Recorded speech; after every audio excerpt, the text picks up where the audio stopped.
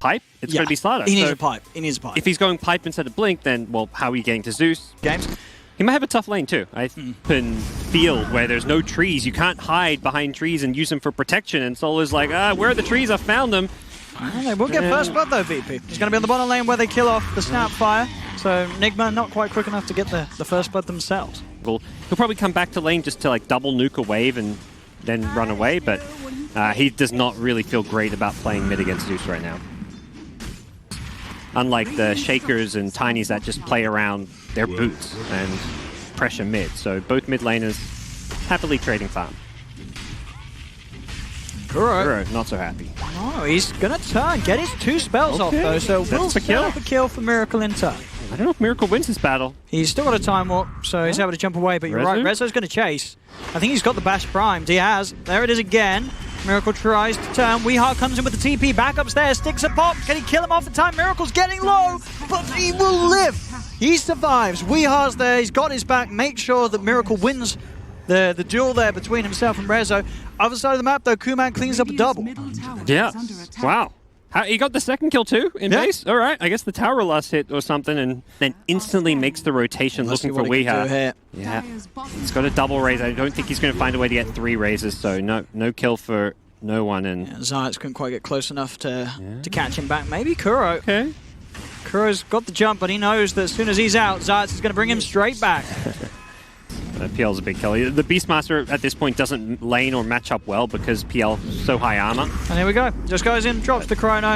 With the Void. They should be able to secure this. They've got the cookie bounce as well as Kuro. Chain stun him down. He gets the job done. That's exactly what you want to be doing, right? You hit 6, you immediately want to make a play. It's, as we say, this incredibly long cooldown nowadays on Chronosphere. It's a very common time and place in the game, 8 minutes in, for the carries to kind of swap up and go to the offlane. So PL should have fallen back either to the jungle or done the same move and TP'd bottom. Just a bit of inexperience there from Kuman. I'll see what no one can set up here. He's in with the invis.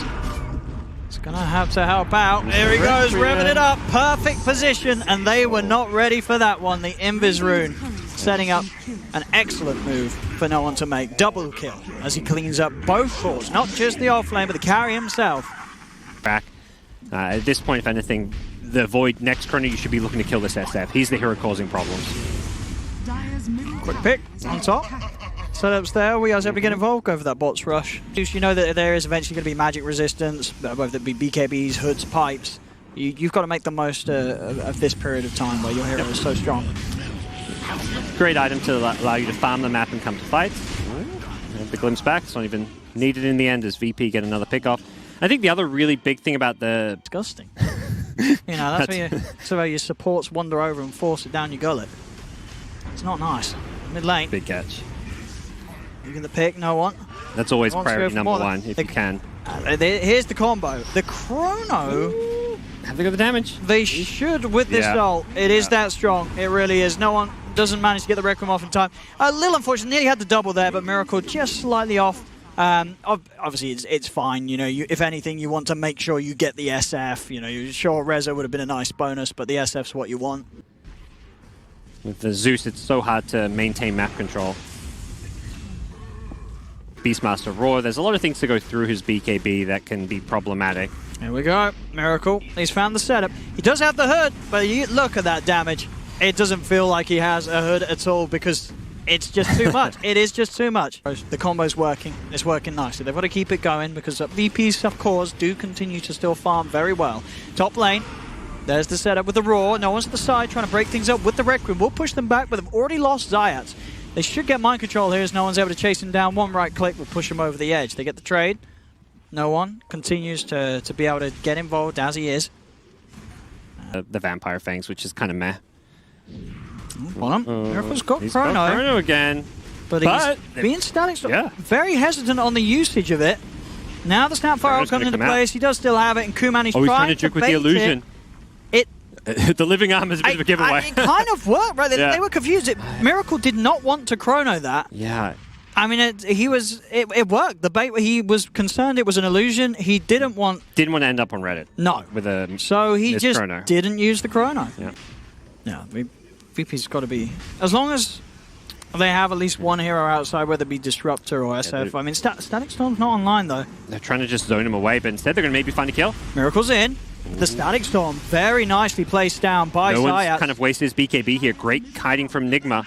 Maybe they can go back in now. Yeah, the second they saw that BKB, he didn't Chrono. Chrono would have been wasted there, even though you could have caught SF. You have no damage to kill him in BKB. Resolution chasing him. Look at the vision they've kept with the corrosive haze. Miracle's just dragged back and he's not going to be able to get off the time wall. Yeah, he preemptively Requiem for the glimpse.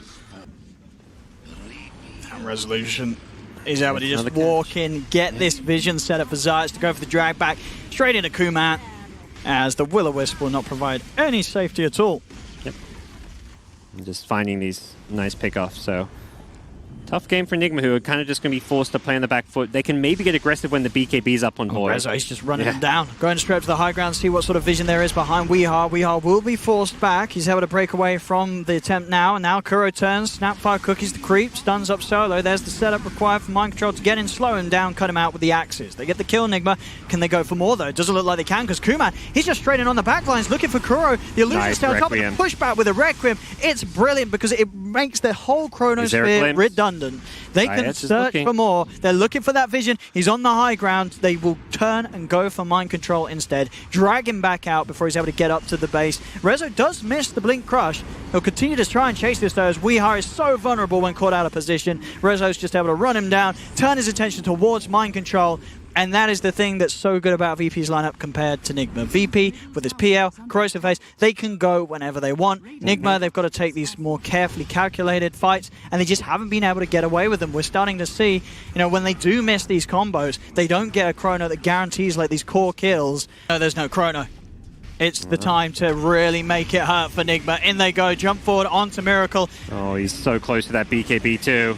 And now they'll just push up to the high ground. They're bullying the tier 3s here in game 3 at 24 minutes, giving sort of Nigma a bit of a taste of their own medicine in game 2, where Nigma were able to advance to the high ground as early as they did. Rezo, he's just diving the base here. He knows that Weehar, as soon as he's on top of him, there's no help, no safety that can be provided for this poor old Zeus. GH tries to TP out, but the Yule's cancel is there. It's a double kill for Kuman. VP are not going anywhere, as they'll stay inside the base of Nigma and push on for the bottom racks. Snapfire ults out. They'll turn towards GH. Kuro's got to be careful. If they get on top of them, Kuro's just going to die. Rezo's able to just walk up to him, get on top of the Snapfire. The combos from Nigma are falling apart. It's not coming together. Ultra kill for Kuman. This is the risk when you run those high cooldown drafts. You mess up 1 or 2 times and the game becomes incredibly easy for opponents that are drafted in a way that just, as I say, they're ready to go at any moment of the game right now, VP, and especially now that they're at a 15k gold lead. They glimpsed Void out as he respawned. And he's just instantly dead again. Oh, Zayas, what a player. Yeah, deservedly.